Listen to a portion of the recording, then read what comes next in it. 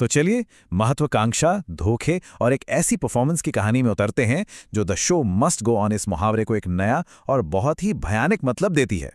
ये डरावनी पंक्तियां एक सुपरनैचुरल हॉरर कहानी की जमीन तैयार करती हैं। एक ऐसी कहानी जहां स्टारडम का एक बेताब सपना 7 साल पुराने एक बहुत ही काले रात से टकरा जाता है। कहानी की शुरुआत होती है तारा के साथ।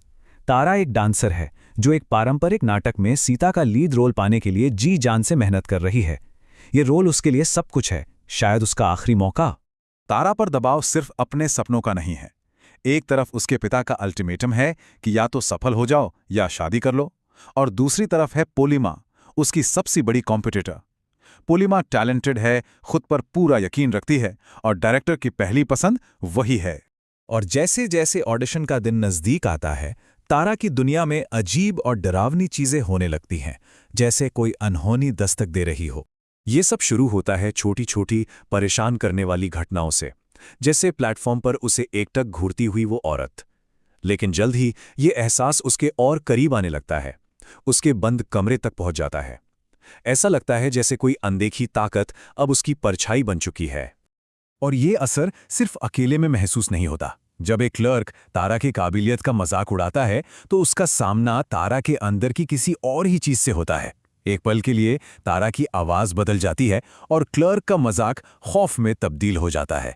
और ये दुश्मनी अब सिर्फ बातों तक नहीं रहती। ड्रेसिंग रूम में पोलिमा सीधे तारा से भिड़ जाती है, उसे धमकाती है और फिर बात हाथापाई तक आ जाती है। वो तारा का गला पकड़ लेती है। लेकिन जैसे ही पोलिमा हमला करती है, कोई और शक्ति, एक अलौकिक शक्ति बीच में आ जाती है। एक झटके में तारा की सबसे बड़ी दुश्मन उसके रास्ते से हमेशा के लिए हट जाती है। तो यहां आके सबसे जरूरी सवाल यही खड़ा होता है, क्या ये सब तारा के दिमाग का कोई वहम है या सच में किसी बदला लेने वाली आत्मा का काम? पोलिमा की मौत के बाद तारा को लीड रोल तो मिल जाता है, लेकिन उसकी ये नई बेमिसाल प्रतिभा उसकी अपनी नहीं है। अब ये साफ हो जाता है कि कोई आत्मा उसकी हरकतों को कंट्रोल कर रही है, उसे कठपुतली की तरह नचा रही है और उसका डांस अलौकिक रूप से परफेक्ट होता जा रहा है। और जब डायरेक्टर थापा उस पर पोलिमा की हत्या का आरोप लगाता है तो वो आत्मा खुद को जाहिर कर देती है। वो तारा के जरिए एक ऐसी डरावनी अपनेपन भरी आवाज में बोलती है जिसे सुनकर थापा के होश उड़ जाते हैं। अब जो वाकई दिलचस्प है वो ये कि हमें आखिरकार उस आत्मा का नाम पता चलता है, चंदा। और यहीं से कहानी का रहस्य क्या हो रहा है से बदलकर क्यों हो रहा है पर आ जाता है। चंदा की आत्मा आखिरकार तारा से आमने सामने मिलती है, अपनी मौत की पूरी कहानी, उसकी भयानक सच्चाई बताने के लिए तैयार। इस पल में तारा सिर्फ एक जरिया नहीं रहती, वो एक बेहद क्रूर अपराध की चश्मदीद गवाह बन जाती है। ये नज़ारा एक बहुत ही ठंडे दिमाग से की गई हत्या का खुलासा करता है, जो एक अफेयर को छिपाने और अपनी झूठी इज्जत बचाने के लिए की गई थी। और यहां तस्वीर एकदम साफ हो जाती है कि चंदा का बदला किन 3 लोगों से है। जेम्स, साजिश का मास्टरमाइंड, मिया, जिसने जानलेवा वार किया, और वो क्लर्क जो इस हमले में साथी था। ये तीनों उसके भयानक अंत के लिए जिम्मेदार थे।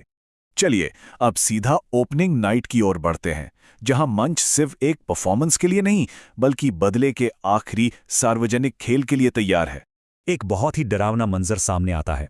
स्टेज पर तारा का खूबसूरत प्रदर्शन पर्दे के पीछे हो रहे भयानक बदले के लिए एकदम सही पर्दा बन जाता है। चंदा का न्याय बहुत तेज और नाटकीय है। इसका अंत तीनों लाशों के परफॉर्मेंस के आखिर में मंच पर गिरने से होता है और दर्शक खौफ से सन रह जाते हैं।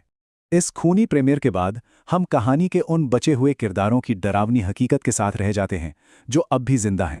अस्पताल में थापा तारा के सामने एक बात कबूल करता है। वो कहता है कि उसका दोष हत्या में शामिल होना नहीं, बल्कि सच जानते हुए भी 7 साल तक चुप रहना था। उसकी चुप्पी ने भी उसे एक गुनहगार बना दिया था। और कहानी के आखिरी बेचैन कर देने वाले मोड़ में डायरेक्टर इस शो की बदनामी का फायदा उठाने की योजना बनाता है और एक सदमे में जी रही लेकिन अब मशहूर हो चुकी तारा आगे बढ़ने के लिए सहमत हो जाती है। और ये हमें एक बहुत परेशान करने वाले सवाल के साथ छोड़ जाता है, क्या तारा की ये सफलता वाकई उसकी अपनी है या वो हमेशा के लिए चंदा की दुखद विरासत से बंधी रहेगी? सवाल यह है कि जब शोहरत की नींव एक त्रासदी पर रखी जाए तो क्या वो कलाकार